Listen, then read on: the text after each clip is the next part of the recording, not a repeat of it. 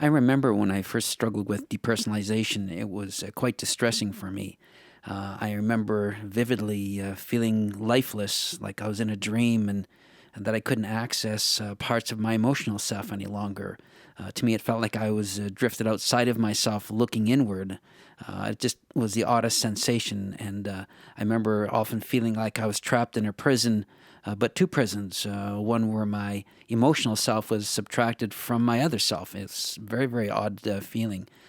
Feeling out of touch with reality, feeling like I was in an altered state of reality, feeling detached from myself. Very odd and distressing sensations for sure. I struggled with that for a number of years during my struggle with anxiety disorder. I was really bothered by it because I thought surely I was having a complete emotional break, and I didn't ever think that I'd be able to get myself back again.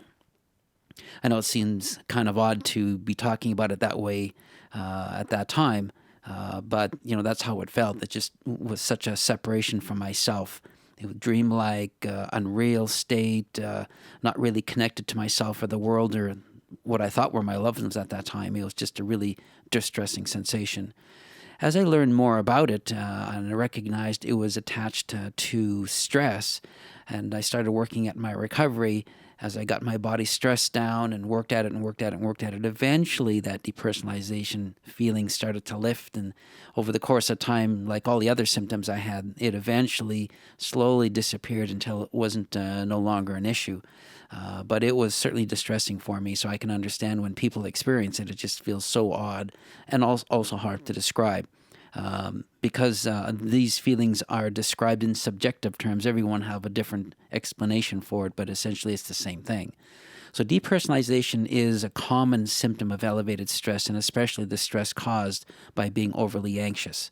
So even though it can feel odd during the moment, it is just another artifact of elevated stress, and it too will leave when you work at dealing with your anxiety issues, getting your body stressed out, and give your body ample time to recover. So it's not something we have to worry about when we're experiencing it. Just recognize it can feel odd, but it is just an artifact of stress, and it too will completely disappear when you resolve your anxiety issues. The other thing to keep in mind is that even though it can feel really bizarre, it's not an indication of anything that's serious. I know I used to think that it was, again, being caused by beginnings of an emotional break or an emotional meltdown that I would never get myself back from, but that's just not the case. Depersonalization is just merely an artifact of elevated stress, and therefore we don't have to worry about it. It's not an indication of a serious mental issue. It's really just an indication of what the body can do when the body's stress is really elevated. As I said, reducing your stress, dealing with your anxiety issues, giving your body ample time, this whole thing will resolve and it'll clear off once and for all. I've never experienced it again over the course of the last 27 or so years, but it is an indication of how stressed my body was and what a body can do when it becomes that overly stressed. So again, nothing to worry about, no reason to be concerned about it. It's not an indication of anything other than elevated stress and what the body does in response.